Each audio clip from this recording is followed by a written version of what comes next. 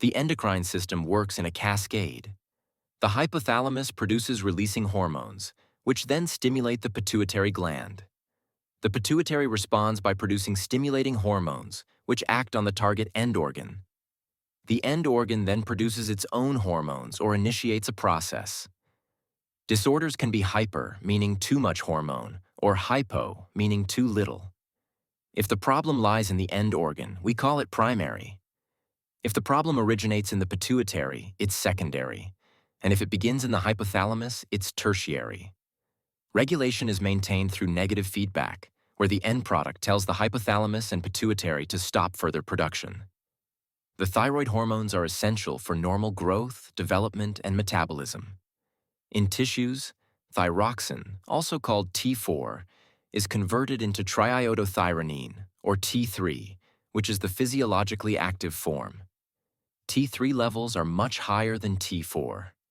Most thyroid hormones are bound to proteins. About 99.97% of T4 is bound, leaving only 0.03% free. For T3, 99.5% is bound, leaving 0.5% free. Remember, it's the free fractions that are metabolically active, while the bound portion serves as a reservoir for storage and transport. In primary hyperthyroidism, hormone levels are too high. Symptoms may include weight loss, heat intolerance, hair loss, nervousness, a fast heartbeat, and tremors. The most common cause is Graves' disease, an autoimmune disorder in which antibodies target the TSH receptor. This results in overactive thyroid function and suppressed TSH levels. Laboratory findings typically show high T4 and T3 with low TSH. During pregnancy, changes occur as well. TSH rises in the first trimester. Thyroxine-binding globulin increases due to estrogen, and both T4 and free T3 rise in the second and third trimesters. On the other hand, primary hypothyroidism is characterized by insufficient hormone production. Symptoms include fatigue, weight gain, poor mental and physical performance, and cold intolerance. Severe thyroid deficiency in newborns is known as cretinism, while in adults it is called myxedema. A common cause is Hashimoto's thyroiditis, an autoimmune disease in which antibodies attack the thyroid. Lab findings show low T4 and T3, with elevated TSH. To evaluate thyroid function, several tests can be performed. The most reliable single test is an ultrasensitive immunoassay for TSH. Other tests include total T4, free T4, which is also measured on newborn blood spots, and direct T3. Thyroid antibodies may also be checked, particularly in autoimmune thyroid diseases.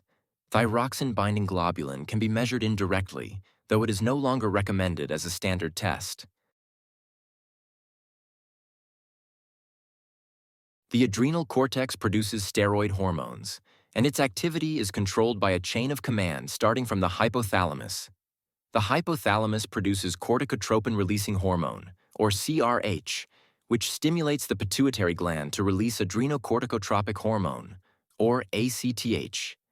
ACTH, in turn, stimulates the adrenal cortex to produce steroid hormones, all of which are derived from cholesterol. These hormones are classified into three groups: mineralocorticoids such as aldosterone, glucocorticoids such as cortisol, and sex hormones such as androgens and estrogens. Cortisol provides negative feedback to both the hypothalamus and pituitary to suppress further CRH and ACTH production. Aldosterone plays a key role in maintaining blood pressure. It works by promoting sodium reabsorption and potassium secretion in the kidney tubules. Its secretion is controlled by the renin-angiotensin system, where renin converts angiotensinogen into angiotensin 1, which is then converted into angiotensin 2, stimulating aldosterone release. Too much aldosterone, known as hyperaldosteronism or Conn's disease, leads to high sodium, low potassium, and hypertension. Too little aldosterone, called hypoaldosteronism or Addison's disease, results in electrolyte imbalance, low cortisol, decreased hemoglobin, increased urinary steroids, and elevated ACTH if the problem is at the adrenal cortex level. Cortisol has several important functions. It raises blood glucose through gluconeogenesis, decreases the body's use of carbohydrates, inhibits protein synthesis, and has strong immunosuppressive and anti-inflammatory effects. Cortisol normally follows a diurnal rhythm, peaking in the morning. Excess cortisol without this diurnal variation is seen in Cushing's syndrome, which is characterized by diabetes, hypertension, truncal obesity, osteoporosis, a rounded face, and a buffalo hump. On the other hand, low cortisol levels are seen in Addison's disease. Androgens, such as testosterone, are responsible for secondary male sexual characteristics. They are secreted by the testes, adrenals, and ovaries. Too much testosterone can lead to precocious puberty in boys, testicular tumors, or masculinization in females, while low testosterone is linked to hypogonadism. Estrogens, including estradiol, estrone, and estriol, are the primary female sex hormones. Estradiol supports secondary female characteristics, while estriol plays an important role in pregnancy.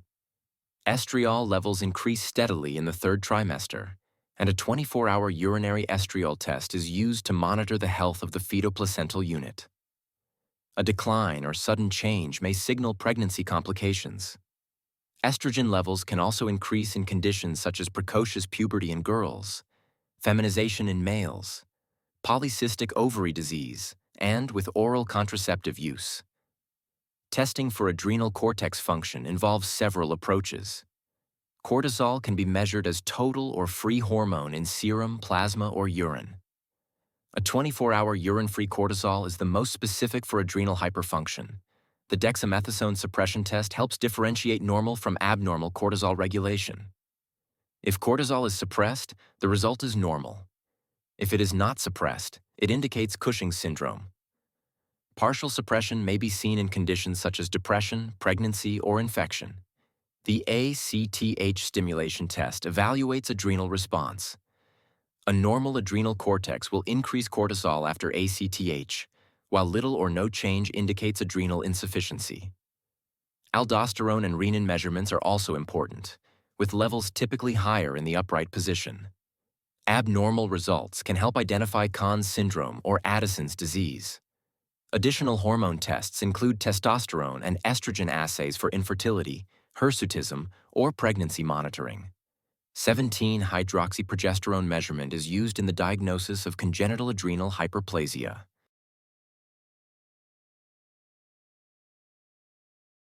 Now let's discuss the adrenal medulla hormones, also known as catecholamines, and finally, the gastrointestinal hormones. Catecholamines are produced in specialized cells of the adrenal medulla called chromaffin cells. The main hormones are epinephrine, norepinephrine, and dopamine. Dopamine is broken down into a metabolite called homovanillic acid, or HVA, while epinephrine is broken down into metanephrines and vanillyl mandelic acid, or VMA. One important condition associated with catecholamine excess is pheochromocytoma, a tumor of the adrenal medulla. It typically presents with hypertension and headaches. Another severe condition, especially in children, is neuroblastoma, which is often fatal. To evaluate catecholamine activity, several tests can be performed. These include plasma or urine catecholamine measurements, urinary metanephrines, which are the best screening tool for pheochromocytoma, as well as urinary VMA and HVA levels. Now let's move on to gastrointestinal hormones. The first is gastrin, which is elevated in Zollinger-Ellison syndrome. This syndrome is characterized by peptic ulcers and excessive stomach acid secretion. Another important hormone is serotonin, which acts as a vasoconstrictor and is present in platelets, the brain, and other tissues. Increased serotonin production is seen in tumors of the gastrointestinal tract chromaffin cells. Clinically, serotonin is monitored by measuring its breakdown product, 5-HIAA or 5-hydroxyindoleacetic acid, in urine. However, it's important to note that false elevations can occur if the patient consumes certain foods such as bananas, pineapples, and chocolate, or if they are taking specific medications.